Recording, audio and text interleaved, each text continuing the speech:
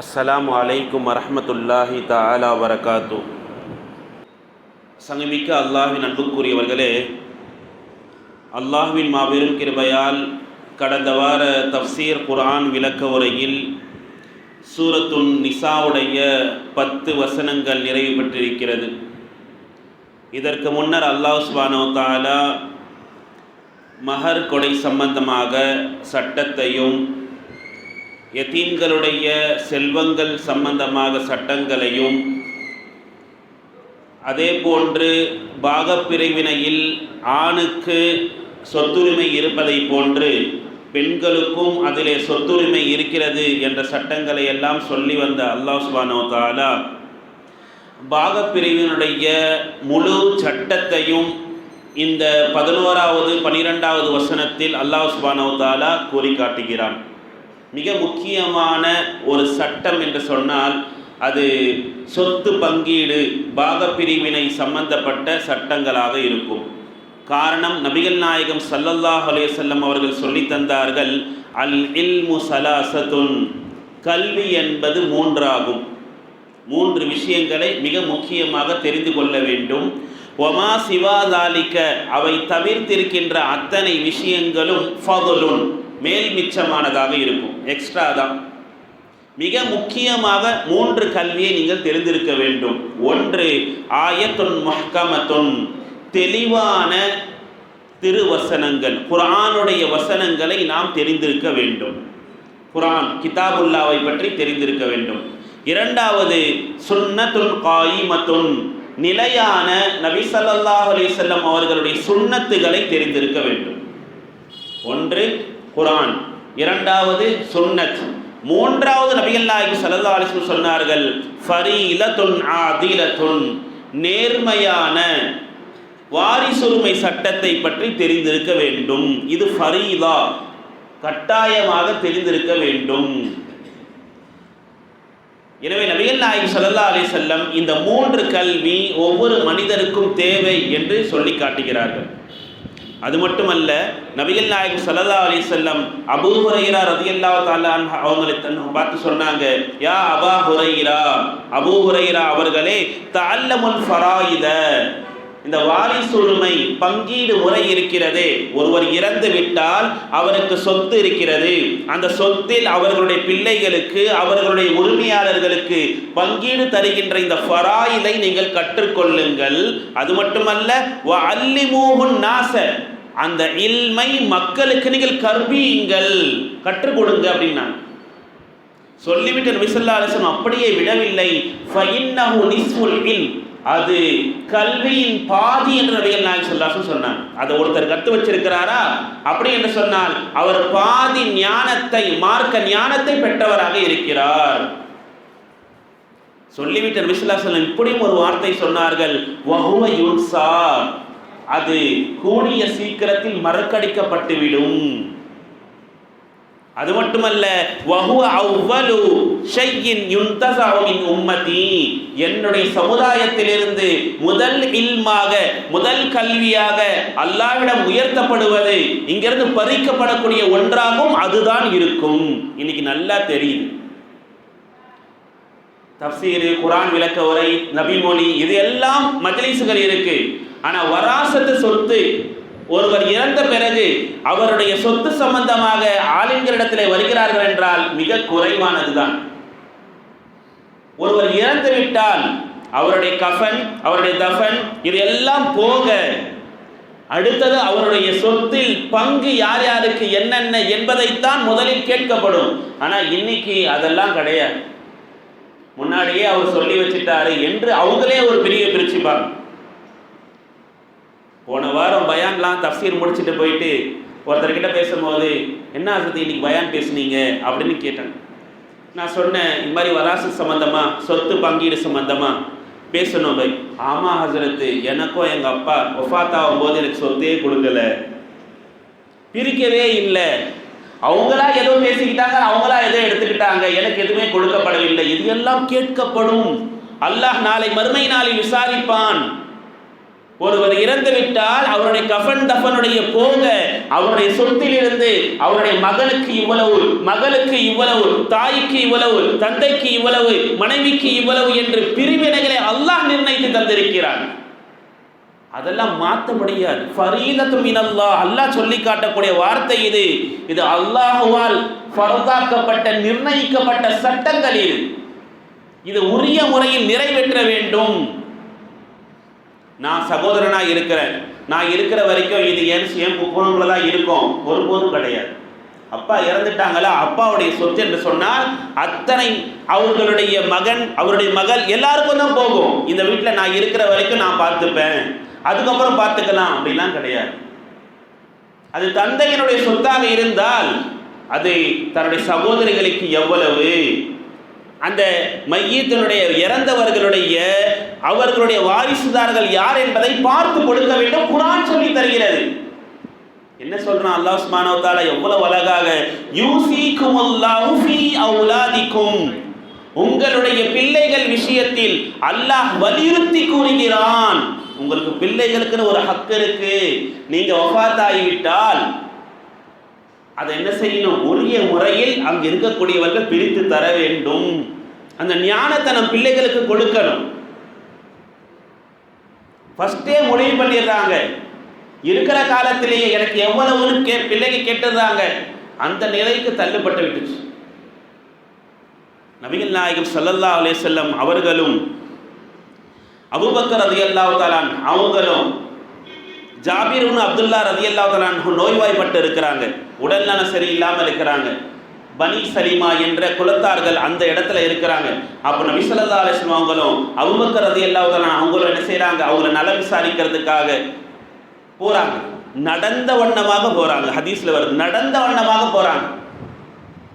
போய் அவர்களை பார்க்குறாங்க. மயக்க நிலையில் இருக்கிறாங்க. ஜாபீர் இப்னு அப்துல்லா ரலியல்லாஹு தஆலா மயக்க நிலையில் இருக்கிறாங்க. அப்போ நபி ஸல்லல்லாஹு அலைஹி வஸல்லம் சொன்னாங்க, கொஞ்சம் தண்ணியை கொண்டு வாங்க. தண்ணியை கொண்டு வந்து தரப்பட்டது. நபி ஸல்லல்லாஹு அலைஹி வஸல்லம் ஒது செஞ்சாங்க. அதில் ஒது செய்துட்டு அந்த மீதம் இருக்கின்ற தண்ணீரை அவங்க மேலே தெளிச்சாங்க. தெளிச்ச உடனே அவங்க எந்திரிச்சாங்க. எந்திரிச்சு நபி ஸல்லல்லாஹு அலைஹி வஸல்லம் கேட்டாங்க.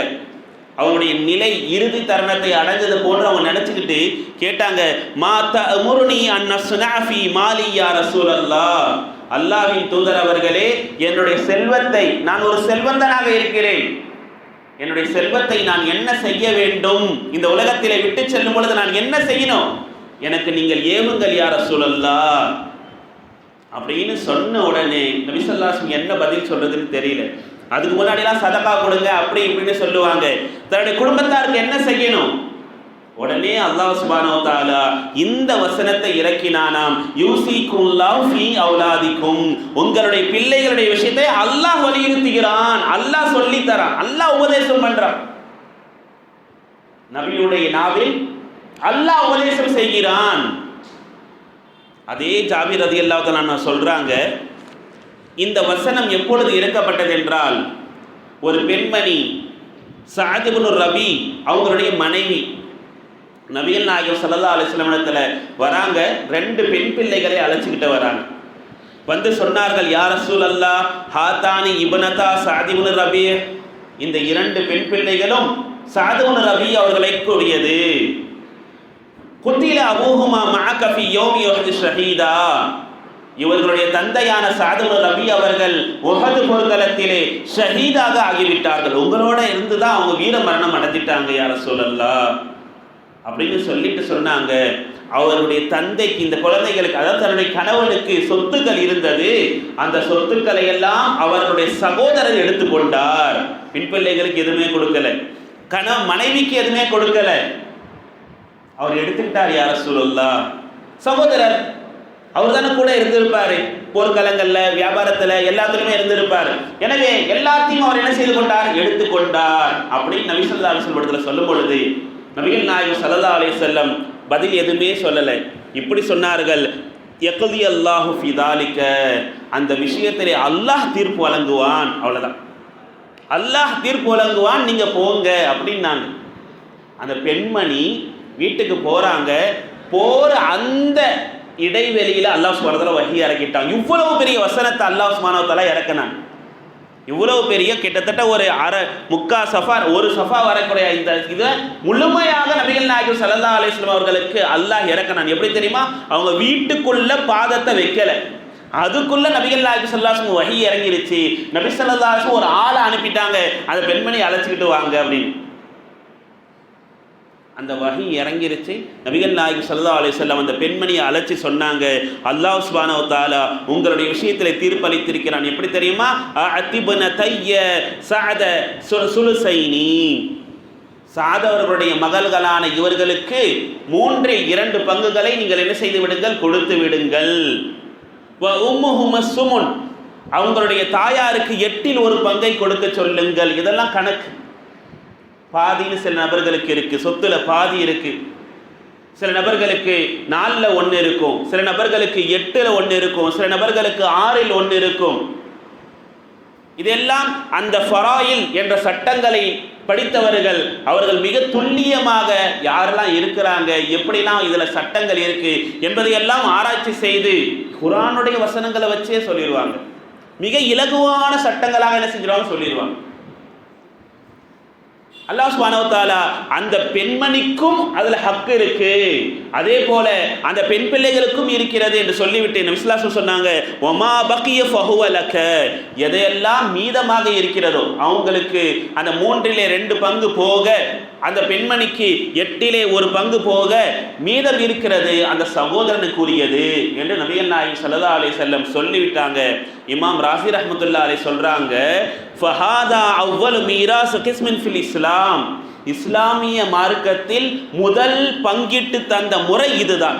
ஃபர்ஸ்ட் ஒரு சொத்து பங்கீடு என்பது அந்த சஅத் இப்னு ரபி அவங்களுடைய சொத்தில் தான் நபி ஸல்லல்லாஹு அலைஹி வஸல்லம் முதல் விஷயமாக பங்கிட்டு தந்தார்கள். அல்லாஹ் சுப்ஹானஹு வ தஆலா சொல்லி காட்டுகிறான், உங்களுடைய பிள்ளைகளுடைய விஷயத்தில் அல்லாஹ் வலியுறுத்தி கூறுகிறான். எதை தெரியுமா? லிஸகரி மிஸ்லு ஹல்லில் உன்சயைன், ஒரு ஆணுக்கு 2 பெண்களுடைய பங்கில் சமம் என்பது இருக்கிறது. ஒரு ஆணுக்கு என்ன கிடைக்கும்? 2 பெண்களுடைய சொத்தின் பங்கில் முழுமையான ஒன்று என்ன செய்யும், கிடைக்கும். அப்போ 2 பெண்கள் அவர்களுக்கு என்ன கிடைக்குமோ அதை விட டபுள் யாரு கிடைக்கும், ஆணுக்கு கிடைக்கும் என்று அல்லாஹ் சுப்ஹானஹு வ தஆலா நிர்ணயித்து தந்திருக்கிறான். ஏன் சத்து சமமாக தானே கொடுக்கணும், பெண்களுக்கு ஏன் 2 பேருக்கு என்பதை ஆணுக்கு ஒன்றாக கொடுக்கப்படுகிறது? உதாரணத்துக்கு ஒரு 1,00,000 ரூபாய் விட்டுட்டு போயிருக்கிறாங்க அப்படின்னு சொன்னா, அங்கே பெண் பிள்ளைகள் தாய் இல்லை தந்தை இல்லை, வெறும் யார் இருக்கிறா, ஒரு மகன் 2 பெண் பிள்ளைகள் இருக்கிறாங்கன்னா ஆணுக்கு 50,000, பெண் பிள்ளைகளுக்கு 25. உடனே நம்ம என்ன கேட்போம், எல்லாமே சமமாக தானே இஸ்லாம் பார்ப்போம், இங்கே மட்டும் என்ன எல்லாருக்கும் பிரித்து 33 தானே கொடுக்கணும், அப்படியெல்லாம் நம்ம பேச ஆரம்பிச்சிருவோம். ஆனால் நாம் யோசித்து பார்க்க வேண்டும், ஜாஹிலியா காலத்தில் பெண்களுக்கு சொத்தே கிடையாது. அது மட்டுமல்ல, அங்கே இருக்கின்ற சிறுவர்களுக்கும், யாராவது சிறுவர்களாக இருக்கிறாங்க பாலிகாகல, அவங்க போர்க்களத்துக்கு போனதில்லைன்னா அவங்களுக்கும் கிடையாது. இப்படி தான் ஜாஹிலியா காலத்தில் இருந்தது. ஆனால் அல்லாஹ் சுப்ஹானஹு வ தஆலா பெண்களுக்கும் சொத்துரிமை உண்டு, அந்த பெண்கள் மட்டுமல்ல சிறுவர்களுக்கும் சொத்துரிமை உண்டு என்று அல்லாஹ் சுப்ஹானஹு வ தஆலா நினைத்தான். சரி, ஏன் இப்படி அப்படின்னு பார்த்தா நமக்கே தெரியும், ஒரு ஆண் என்பவன் அவன் தான் அந்த குடும்பத்தை கட்டி காக்கக்கூடியவனாக இருக்கிறான். குடும்பத்தை நிர்வகிக்கக்கூடியது யார் தான்? ஆண். அதே போல வியாபார விஷயங்களில், தொழில் விஷயங்களில் முதலீடு செய்பவன் யார்? ஆண் தான். ஒரு தந்தைக்கு ஒரு பிரச்சனை என்று சொன்னால் பெண் பிள்ளையை விட ஆண் பிள்ளை தான் முக்கியம் நிற்கணும். இதையெல்லாம் அல்லாஹ் சுப்ஹானஹு வ தஆலா மிக துல்லியமாக கணித்துத்தான் என்ன செய்திருக்கிறான், 2 பெண்களுக்குரிய அந்த பங்கு ஒரு ஆணுக்குரியது என்று அல்லாஹ் சுப்ஹானஹு வ தஆலா நிர்ணயித்து தந்திருக்கிறான். அது மட்டுமல்ல, ஒரு பெண் என்பவள் பிறந்த வீட்டில் இருந்தா யாருடைய பொறுப்புல இருக்கிறாங்க? பெற்றோர்களுடைய பொறுப்புல இருக்கிறாங்க, சகோதரர்களுடைய பொறுப்புல இருக்கிறாங்க. எனவே அவர்களுக்கு எந்த குடும்ப சுமையும் இல்லை. அதே போல அவர்கள் திருமணமாகி புகுந்த வீட்டுக்கு சென்று விட்டால், புகுந்த வீட்டுக்கு போயிட்டாங்க, அங்க போனால் கணவருடைய பொறுப்பில் தான் அந்த பெண்மணி என்ன செய்வார்கள், வாழ்வார்கள். இருந்தாலும் அவர்களுக்கும் அல்லாஹ் சுப்ஹானஹு வ தஆலா அந்த 2இல் ஒரு பங்கு என்ன செய்திருக்கிறான், கொடுத்திருக்கிறான் என்பதைத்தான் இங்கே நாம் என்ன செய்யணும், விளங்க வேண்டும். அடுத்ததாக அல்லாஹ் சுப்ஹானஹு வ தஆலா இந்த வசனத்திலே சொல்லி காட்டுவது ஃபைன் குன்ன நிசாஅன் ஃபௌகஸ்னதைனி, ஒருவர் மரணித்துவிட்டு அவருக்கு 2 பெண் பிள்ளைகளோ அல்லது 2க்கு மேற்பட்ட பெண் பிள்ளைகளோ இருந்தால் ஃபலஹுன்ன சுலுசா மா தரக, அவர் விட்டு சென்ற சொத்திலிருந்து அந்த 2 பெண் பிள்ளைகளுக்கு 3/2 பங்குகள் கிடைக்கும். யாருமே இல்லை அப்படின்னு சொல்லும் பொழுது பிள்ளை ஆண் வாரிசு இல்லைன்னு சொன்னா 2 பெண் பிள்ளைகள் தான் இருக்கிறாங்க அப்படி, அல்லது 2க்கும் மேற்பட்டவர்கள் இருக்கிறாங்கன்னு சொன்னா அவர்களுக்கு 3/2 பங்கு கிடைக்கும். அதாவது 1 லட்சம் ரூபாய் அப்படின்னு சொன்னா 3/2 பங்கு 3 ஆக்கிடணும். 33 இறக்கிட்டோமா, இப்போ அவங்களுக்கு எவ்வளவு சேரும், 66,000 ரூபாய் என்பது அந்த 2 பெண் பிள்ளைகள் அவங்க சமமாக அதை பிரிச்சு கொள்ளணும். இல்ல 3க்கு மேல இருக்கிறாங்க, 4க்கு மேல இருக்கிறாங்க, பெண் பிள்ளைகள் மட்டும் தான் இருக்கிறாங்க, ஆண் வாரிசு இல்லை என்ற கணக்கிலே சொல்லப்படுகிறது. ஆண் வாரிசு இல்லை.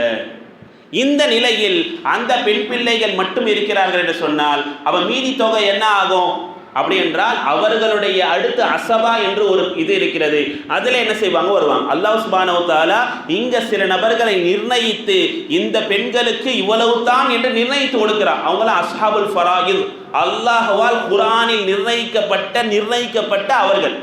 அவங்களுக்குன்னு ஒரு கணக்கு, இவர்களுக்கு 3ல் 1 பங்கு, 3ல் 2 பங்கு, சில இடங்கள்ல அவர்களுக்கு பாதி என்று அல்லாஹ் சுப்ஹானஹு வ தஆலா நிர்ணயித்து கொடுத்திருக்க எல்லாத்துக்கும் ஆதாரம் எல்லாம் அதெல்லாம் விளக்கங்கள் இருக்கிறது. அல்லாஹ் சுப்ஹானஹு வ தஆலா ஒரு ஆண் 2 பெண்களுடைய அந்த நிலை உடலாலும் சரி பலத்தாலும் சரி எல்லா விஷயங்களும் இருக்கிறான் என்பதை பல அறிஞர்கள் சொல்லி தந்திருக்கிறாங்க. அலி ரலியல்லாஹு தஆலா அவங்க பெரிய மார்க்க அறிஞர், எல்லா விஷயங்களுக்கும் எல்லா வழக்குகளுக்கும் தீர்ப்பு கொடுப்பாங்க. ஒரு சமயம் 2 பெண்கள் ஒரே நேரத்தில் பிரசவம் ஆகுது. ஒருத்தவங்களுக்கு பெண் பிள்ளை பிறக்குது, இன்னொருத்தவங்களுக்கு ஆண் பிள்ளை பிறக்குது. திடீர்னு அவங்க 2 பேருமே குழந்தைகளை மாறிட்டாங்க. யாரோ ஒருத்தவங்க எடுத்திருக்கிறாங்க, இவங்க ஏன் குழந்தை, அது ஏன் குழந்தை, இவங்களுக்கு ஆண் குழந்தையா பெண் குழந்தை யாருக்கு தெரியல, தாய்க்கு தெரியல. 2 தாய்க்கும் என்ன செய்யல தெரியல, கலந்துருச்சு. இந்த வழக்கு யார் இடத்துல வருது, அலி ரலியல்லாஹு அன்ஹு வருது. வந்த உடனே 2 தாய்மார்களும் சொல்றாங்க எனக்கு தான் ஆண் குழந்தை பிறந்துச்சு, இவங்க சொல்றாங்க இல்லை எனக்கு தான் பிறந்துச்சு, இப்படின்னு இவங்க மாறி மாறி சொல்லிக்கிறாங்க. அப்பொழுது அலி ரலியல்லாஹு அன்ஹு சொன்னாங்களாம், உங்க இருவர்களுடைய தாய்ப்பாலை என்ன செய்யுங்க, கொண்டு வாங்க. கொண்டு வந்தாங்க. கொண்டு வந்த உடனே ஒரு பெண்மணியை அழைச்சி இந்த தாய்ப்பால் யாருக்குரியது, இது எனக்குரியதுன்னு சொன்ன உடனே ஆண் குழந்தை உங்களுக்குரியது தான் அப்படின்னு சொல்லி அவங்க சொன்ன உடனே அலிரத்தில் தீர்ப்பு கொடுத்துட்டாங்க. அந்த பெண்மணி போயிட்டாங்க. பக்கத்தில் இருந்தவங்க கேட்டாங்களாம், எப்படி தாய்ப்பாலை வைத்து நீங்க ஆண் குழந்தை இவர்களுக்குரியதான் பெண் பிள்ளை இவர்களுக்குரியதான் எப்படி நீங்க முடிவு பண்ணீங்க அப்படின்னு சொல்லும் பொழுது, எதை வைத்து நீங்க முடிவு பண்ணீங்க அப்படி என்று சொல்லும் பொழுது இவங்க சொன்னாங்க, அல்லாஹ் சுப்ஹானஹு வ தஆலா குர்ஆனில் சொல்கிறானே லிஸக்கரி மிஸ்லு ஹல்லில் உன்சயைன், ஒரு ஆணுக்கு 2 பெண்மணிகளுடைய பங்கு என்பது இருக்குன்னு அல்லாஹ் சுப்ஹானஹு வ தஆலா சொல்கிறானே. நான் அந்த தாய்ப்பாலிலே ஒரு பெண்மணியுடைய தாய்ப்பாலை பார்த்தேன், அடர்த்தி மிகவும் அதிகமாக இருந்தது. அதில் எப்படி இருந்துச்சு, அடர்த்தி மிக அதிகமாக இருந்தது. இன்னொன்னில் பார்த்தேன், அதில் அடர்த்தி என்பது மிக குறைவாக இருந்தது. ரொம்ப என்ன இருந்துச்சு, இப்போ தண்ணி பால் கலந்துல எப்படி இருக்கும் அப்படி இருந்துச்சு. சில ஒன்று அடர்த்தி அதிகமாக இருந்துச்சு. அதிகமாக இருந்ததே அந்த பெண்மணி ஆண் குழந்தையை பெற்றெடுத்திருக்கிறாள், இதை வைத்துத்தான் நான் தீர்ப்பு சொன்னேன்னு சொல்லி. இதே போலதான் நபிகள் நாயகம் ஸல்லல்லாஹு அலைஹி வஸல்லம் பல இடங்களில் பெண்களுடைய சாட்சி சொல்லக்கூடிய விஷயத்துல சொல்லியிருக்கிறாங்க. ஒரு இடத்துல சாட்சி சொல்லப்படுகிறது, அப்பொழுது 2 ஆண்களை அழைத்து சாட்சி சொல்லப்படும். ஒருவேளை ஒரு ஆண் தான் இருக்கிறார், பல பெண்கள் இருக்கிறாங்கன்னா அப்போ அந்த ஒரு பெண் அல்ல 2 பெண்களை என்ன செய்யணும், கொலைத்து சாட்சி சொல்ல வேண்டும். இப்படியெல்லாம் இருக்கு இஸ்லாம் ஷரியத்தில். இதையெல்லாம் கவனித்துத்தான் பெண்களுக்கு அந்த பங்கிலே 2 பெண்களுக்கு நிகராக ஒரு ஆணுக்கு என்ன செய்கிறது, கொடுக்கப்படுகிறது. இதைத்தான் அல்லாஹ் சுப்ஹானஹு வ தஆலா நிர்ணயித்து நமக்கு சொல்லி தந்து அடுத்த வசனமாக அல்லாஹ் சுப்ஹானஹு வ தஆலா சொல்வது, 2 பெண் பிள்ளை இருக்கிறாங்க அல்லது அதற்கு மேல் இருக்கிறார்கள் என்று சொன்னால் சுலுசா மாத்தரக்க, அவர் விட்டு சென்ற அந்த சொத்திலிருந்து 2/3 பங்கு இருக்கிறது.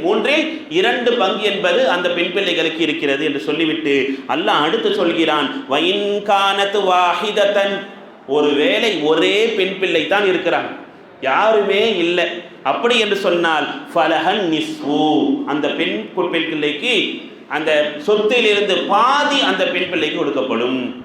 எதை கொடுத்துருவாங்க? பாதி. 1 லட்சம் ரூபாய் விட்டுட்டு போயிருக்கிறார் அப்படின்னா 50,000 ரூபாய் அந்த பெண் பிள்ளைக்கு சாரும் என்பதை இங்கே அல்லாஹ் சுப்ஹானஹு வ தஆலா பெண் பிள்ளை சம்பந்தமாக 3 சட்டங்களை சொல்லி தருகிறான். 1, ஒரே பெண் பிள்ளை தான், அப்போ பாதி சொத்து அந்த பெண் பிள்ளைக்கு.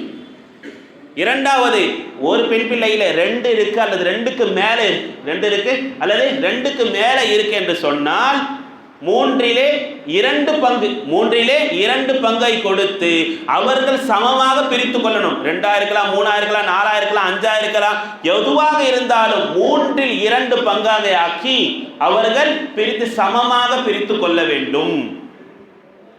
ஒருவேளை ஆண் பிள்ளைகளும் இருக்கிறார்கள், பெண் பிள்ளைகளும் இருக்கிறார்கள் என்று சொன்னால் ஆண்களுக்கு 2 பங்கு, பெண்களுக்கு 1 பங்கு என்ற வீதத்திலே நாம் என்ன செய்யணும்? பிரிக்க வேண்டும்.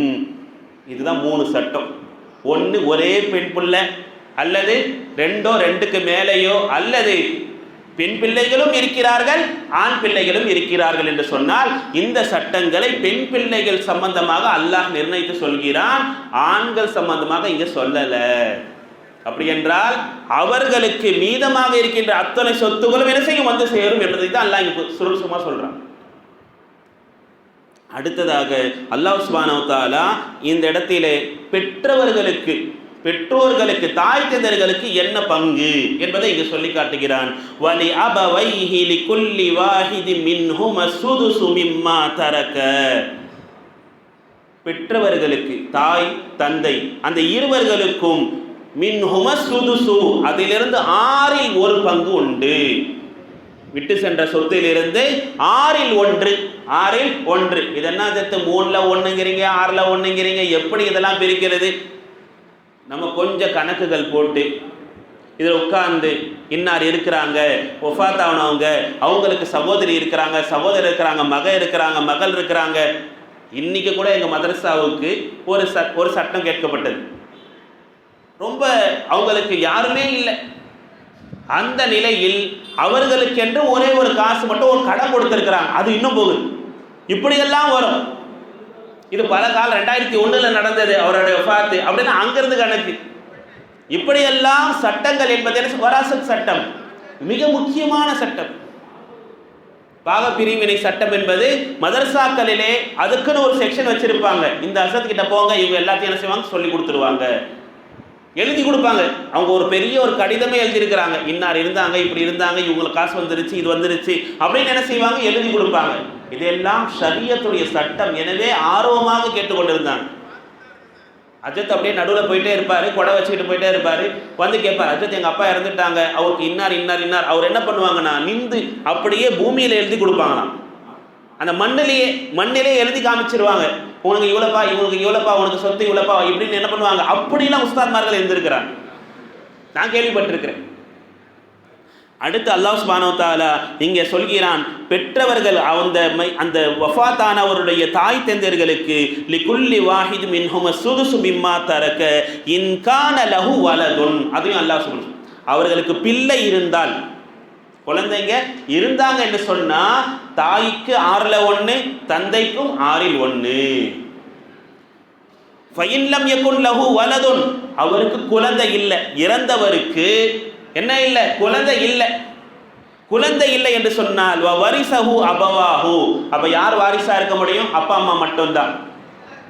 யார் இருக்க முடியும்? அப்பா அம்மா மட்டும்தான் வாரிசா இருக்க முடியும். அப்ப வாரிசா இருக்கின்ற அவர்களுக்கு ஃபலி உம்மிஹி சுலுசு, அவங்க அம்மாவுக்கு ஃபர்ஸ்ட் அல்லாஹ் சொன்னது 6ல் 1ன்னு சொன்னான், 6ல் 1. இப்ப சொல்றது 3ல் 1 அல்லாஹ் கொடுத்துறான். ஏன்? குழந்தைகளே இல்லை. அப்ப யாருக்கு போயிடும் அது? அந்த 3ல் 1 தாய்க்கு என்ன செய்யும்? போகும். அல்லாஹ்வுடைய நிர்ணயமான சட்டங்கள் இது எல்லாம். அடுத்து அல்லாஹ் சொல்றான், ஃபஇன் கான லஹு இஹ்வத்துன், ஒருவேளை அந்த மரணித்தவருக்கு சகோதரர் இருந்தால், எங்க போறாங்க, சகோதரர் இருந்தால் ஃபலி உம்மிஹி சுதுசு, அந்த தாய்க்கு மறுபடியும் எழுத்து 6ல் 1 வந்துடுது. ஃபஸ்ட்டு குழந்தை இருந்தா 6ல் 1ன்னு அல்லாஹ் சொன்னான். 6ல் 1 யாருக்கு, அப்பாவுக்கும் சரி அம்மாவுக்குன்னு சொன்னான்.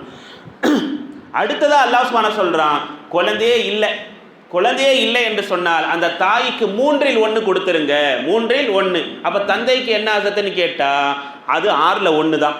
அல்லாஹ் நிர்ணயிச்சது 6ல் 1 தான். ஆனால் மீதி இருக்கின்ற சொத்தும் யாருக்கு தான் வந்து சேரும்னா தந்தைக்கு தான் வந்து சேரும் என்று கிதாபுகளில் எழுதுறாங்க. ஃபலி உம்மிஹி சுதுசு மின் பாதி, அதான் முக்கியம். ஃபஇன் கான லஹு இஹ்வத்துன் ஃபலி உம்முஹு சுதுசு மின் பாதி வஸிய்யத்தின் யூசி பிஹா அவ் தைனின், ஒருவேளை அவர்களுக்கு சகோதரர் இருந்தால், அந்த சகோதரருக்குலாம் எந்த பங்கும் கிடையாது.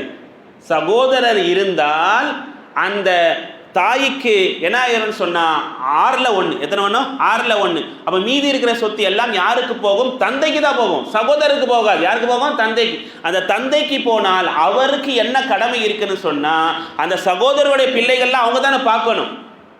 எனவே தான் அல்லாஹ் சுப்ஹானஹு வ தஆலா அந்த தந்தைக்கு இன்னும் கொஞ்சம் கூடமாக என்ன செய்கிறான், கொடுக்கிறான்.